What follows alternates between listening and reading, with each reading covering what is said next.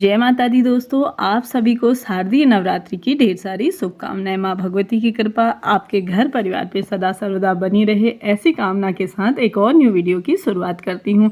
जैसा कि कई महिलाओं के मन में प्रश्न आता है कि हम घर पे अष्टकमल दल कैसे बनाएं, किस प्रकार से कलश स्थापना करें, या साथ ही साथ नारियल का मुंह हमें किस दिशा की ओर करके रखना चाहिए। तो आप सभी भी वीडियो में बने रहिए। अगर मेरे चैनल में आप अभी अभी आए हैं तो चैनल को सब्सक्राइब कर लीजिए।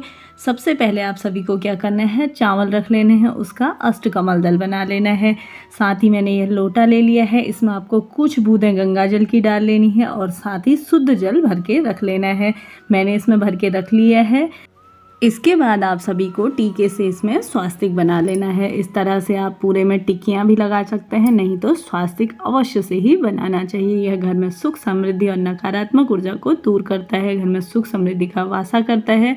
तो आप सभी को इस तरह से कुछ विशेष दिनों में आप यह कार्य अवश्य से करिए, निश्चय ही लाभ प्राप्त होता है। तो आप सभी को क्या करना है, इस तरह से स्वास्तिक बना लेना है। फिर लोटे को उसके ऊपर, चावलों के ऊपर आपको रख लेना है।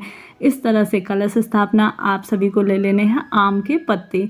चाहे तो आम के पत्तों में भी आप टीकन इत्यादि लगा सकते हैं, माता रानी का निरंतर ही स्मरण करते हुए अपने मन में, और आप सभी को यह कार्य कर लेना है। इस तरह से 5 आपको पत्तियां आम की ले लेनी है। इस कटोरे में मैंने रख लिया है चावल के कुछ दाने, कुछ चावल, सुपारी, एक सिक्का और साथ ही साथ हल्दी की गांठें। कुछ लोग इसके अंदर भी डाल देते हैं जल में, इस तरह से भी आप कर सकते हैं। जल के लोटे में आप डाल लीजिए, नहीं तो आप सभी क्या कर सकते हैं, इस कटोरे के ऊपर आप सभी को ढक के रख सकते हैं।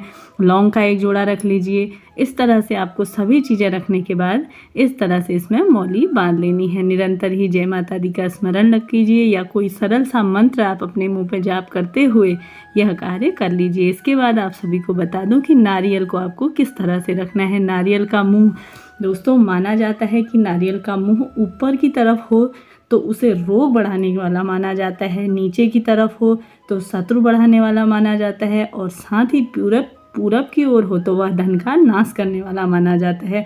तो आप सभी भी हमेशा ध्यान रखिए कि नारियल का मुंह आपकी तरफ होना चाहिए। जिस तरह से ये नारियल का मुंह है, आप जिस दिशा में भी बैठे हैं उस तरह से आपकी तरफ को नारियल का मुंह होना चाहिए। इस तरह से आप नारियल रख सकते हैं।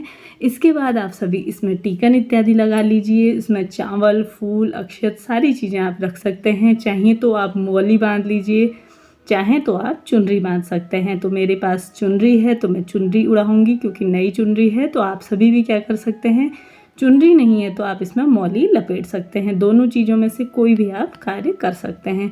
इस तरह से आप सभी को यह स्थापना कर लेनी है। जैसा कि माना जाता है कि माता रानी इन दिनों सर्वश्रेष्ठ फलों की प्राप्ति कराने हमारे घर में आती हैं। तो इस तरह से सरल सी विधि है। आप सभी चाहें तो सारी सामग्री इसके अंदर डाल सकते हैं, सुपारी इत्यादि, नहीं तो आप ढक करके रख सकते हैं। इस तरह से आप सभी कलश स्थापना कर सकते हैं। यह सरलतम सा उपाय, मैंने सरलतम तरीका आप सभी को बताया है कि किस तरह से घर पे ही, लोटा तांबे का हो, पीतल का हो, कोई दिक्कत की बात नहीं, चंदन, मोली इत्यादि से आप सभी को विशेष रूप से इसका पूजन करना चाहिए, क्योंकि माना जाता है कि इस कलश में त्रिदेव एवं माँ शक्ति का वासा होता है। यही वजह है कि कलश स्थापना कार्य से पहले किया जाता है। तो आप सभी भी इस सरल तरीके से आप सभी भी कलश स्थापना करिए और माता रानी का पूजन करिए। 9 दिन तक माता रानी विशेष कृपा आप पे अवश्य से ही करेंगी।